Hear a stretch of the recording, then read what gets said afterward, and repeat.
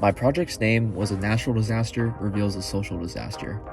The main topic for my assignment is human pollution towards our planet, and it happens in many different ways, many of them helping speed the process of climate change. Scientists and the people on Earth have been warned throughout the past 2 decades, yet things have only gotten worse.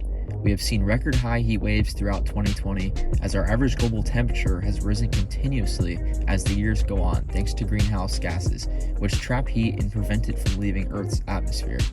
As a global civilization, our constant use of fossil fuels has helped contribute to these greenhouse gases, especially carbon dioxide emissions. This includes the use of transportation. Nearly 80 million cars are produced each year, and they release about 1.6 billion tons of greenhouse gases. Obviously, we still depend on our vehicles to get us where we need to go, and gasoline is an essential part of that.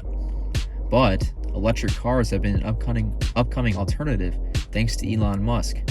Companies such as Nissan, Ford, Hyundai, Audi, and others have started to produce more electric-powered vehicles, which is a step in the right direction. Another form of human pollution is plastic pollution, which is a serious global concern that contributes drastically to climate change. 300 million tons of plastic is produced a year, and only 9% of it is actually recycled. The remaining plastic has polluted the environment or can be found in our landfills. Most of these plastics being single-use plastics, including water bottles and plastic bags. 73% of beach litter worldwide is plastic, and nearly 8 million pieces of it end up in our oceans on a daily basis. Our planet cannot take any more harm, yet the people who call it our home are the main contributor to the problem. This topic is important to me because it is a worldwide issue. We will continue to see global changes that affect all of us and won't take nationwide action unless we face a catastrophic natural disaster. It is the sad truth. People aren't aware that global warming is something that is already affecting us. If we continue at this same rate, we will see unsustainably hot temperatures, increased drought levels that result in more wildfires, which have already devastated parts of America. Changes in temperature will result in rising ocean levels as well as more frequent and severe storms. Our excessive use of plastic releases greenhouse gases as well as ruining the beauty of our ocean environments. How much longer can Earth maintain our self-destruction? Why do we continue to push global warming aside? These things come back to hurt us. Although I can't make all the changes myself, I can change my own lifestyle to be better suited for the environment. When it comes to the Earth Charter, my project relates to Pillar 2, which is ecological integrity. In that pillar, Principle 7 applies to mine. Adopt patterns of production, consumption, and reproduction that safeguard Earth's regenerative capacities, human rights, and community well-being. And the first being 7A, which states to reduce, reuse, and recycle the materials used in production and consumption systems. And the second being 7F, which says to adopt lifestyles that emphasize the quality of life and material sufficiency in a finite world.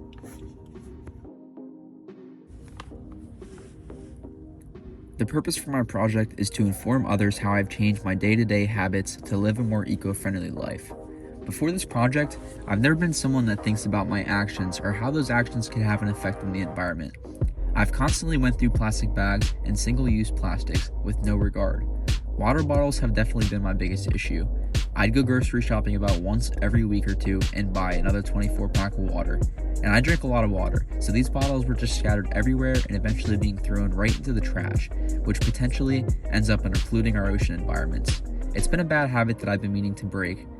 When I became aware of the self-harm I'm causing this planet, it made me realize I'm part of the problem.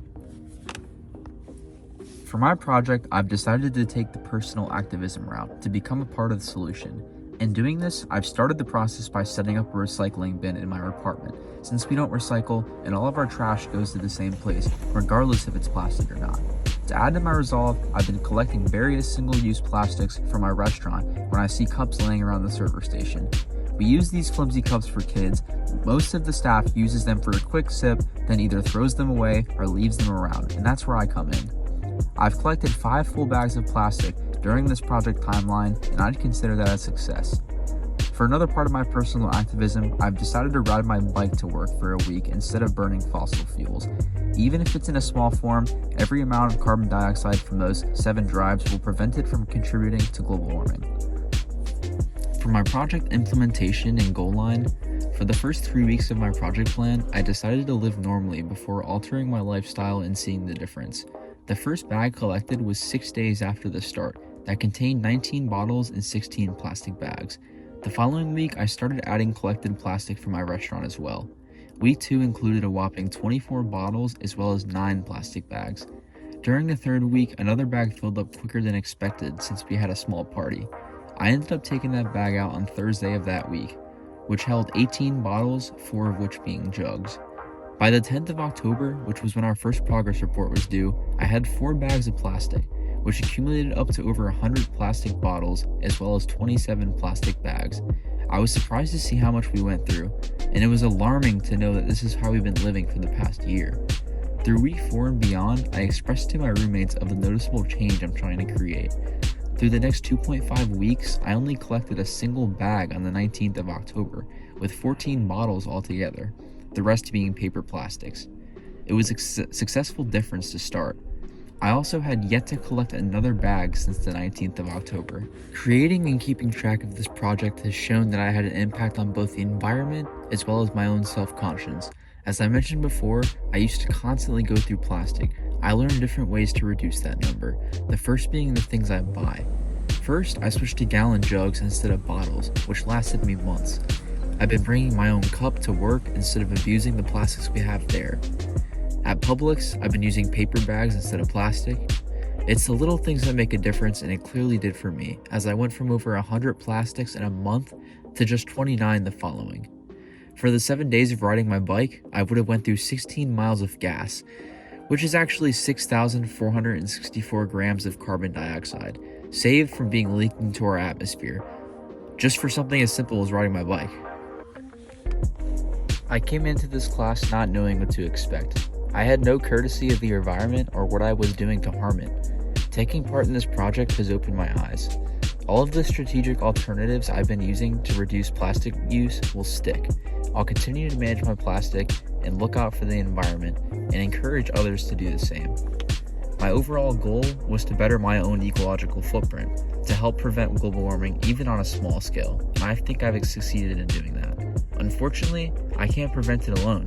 With the effects of global warming looming before us, it comes down to us as people, us as a whole, to set a better future for next generations.